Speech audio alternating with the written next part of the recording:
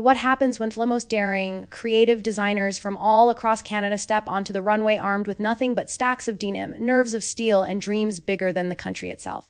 We're talking an explosive kickoff of Project Runway Canada Season 3, and trust me, this premiere didn't just deliver drama, it gave us wild fashion, emotional journeys, and some of the sharpest critiques you'll see in any fashion reality show. If you missed the episode or just need to relive those tense moments, stick with me as we break down every twist, every tear, and every major reveal from episode 1, including who walked away a winner and whose time on the catwalk came to a very emotional close. Let's set the stage. You see, the episode opens with a mix of energy, nerves, and glittering ambitions. Each designer is introduced in fast, punchy fashion, with everyone expressing how much this means to them. There's Charles, a Toronto name who immediately sends shockwaves of intimidation through his competitors, and Little Feather, carrying her heritage into the competition, determined to make her people proud.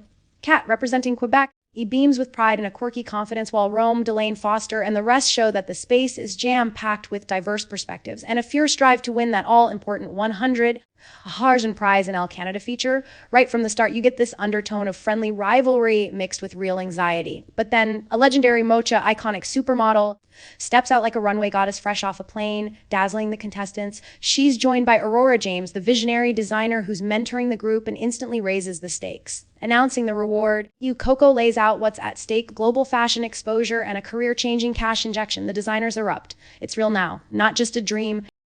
But before anyone gets too comfortable, it's challenge time. And this isn't your basic make a dress test. Aurora James rolls in suitcases filled with denim, every shade, every texture, from acid wash to classic blue, and tasks the designers to craft a high fashion, all denim look worthy of the runway. The Canadian tuxedo might have once been a fashion punchline, but here, it's the center of attention. The designers only get 2 days, meaning they're racing the clock from the moment they unclip those suitcases. Sketching starts frantically. Some know exactly what they want. Curtis is going gender-bending haute couture with dramatic silhouettes reminiscent of historic fashion, but ramped up for today. Kat, the self-proclaimed ombre queen with her denim-based brand, feels instantly at home. Little Feather, however, hits panic mode over menswear.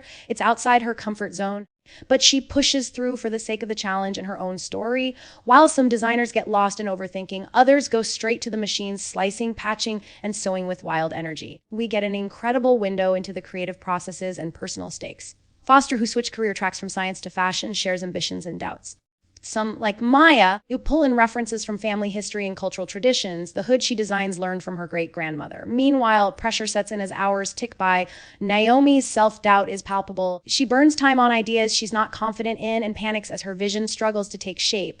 Nemo's elegant simplicity runs the risk of being too safe, while Leland, embracing punk aesthetic, seems calm but is churning out ambitious, technically complicated garments. Aurora James, their mentor, gives visits repeatedly to keep them on task, giving sharp critiques and reminding them that first impressions on the Project Runway are make or break.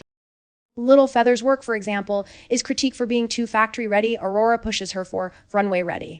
That transformative magic that elevates basics. As day 2 dawns, you can practically taste the tension. Some designers work with a steady hand, but many scramble. Last-minute changes abound. Nemo makes a critical error patching her skirt and is forced to rethink her entire design. Foster realizes he needs more elegance and tries to pare back ideas. Leland, meanwhile, who shows off his speed and versatility, producing a dramatic corset, oversized ruched pants, and a deconstructed denim cape, pieces that dance together but also stand alone.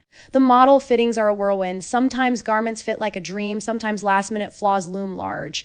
There are moments of celebration. Curtis's look is declared a pure expression of non-binary chick. The hat and dramatic hips bring gas, and moments of meltdown. Naomi admits her piece is messy, still not sure who she is as a designer yet. When runway day hits, the edit explodes with glamour and grit. Designers have 30 minutes to make final tweaks and send their models to the L'Oreal Paris Glam Room for hair and makeup, because every detail counts in impressing the power-packed panel of judges: Z. Coco Rocha, Spencer Badu, Jan Becker, and guest Jason Wu. The runway itself electric. Every denim look struts out with a designer's DNA stitched in.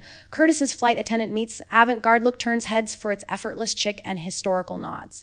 Kat's ombre design stands out for color play and proud Quebec roots.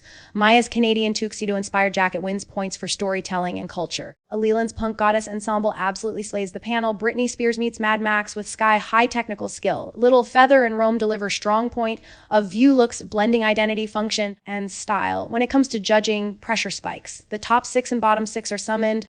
Kat, Rome, Little Feather, Charles, Tarumik, and Delane are safe. the highest scores. Curtis, Maya, and Leland face off for the win, each lauded for signature style and high execution. Curtis's piece is praised for authenticity and craftsmanship, Maya's for emotional storytelling, and Leland's for construction and drama. In the deliberations, the judges debate which designer elevated denim the most while maintaining impeccable finish, vision, and personality. On the flip side, the lowest scores, Foster, Nemo, and Naomi face tough critique.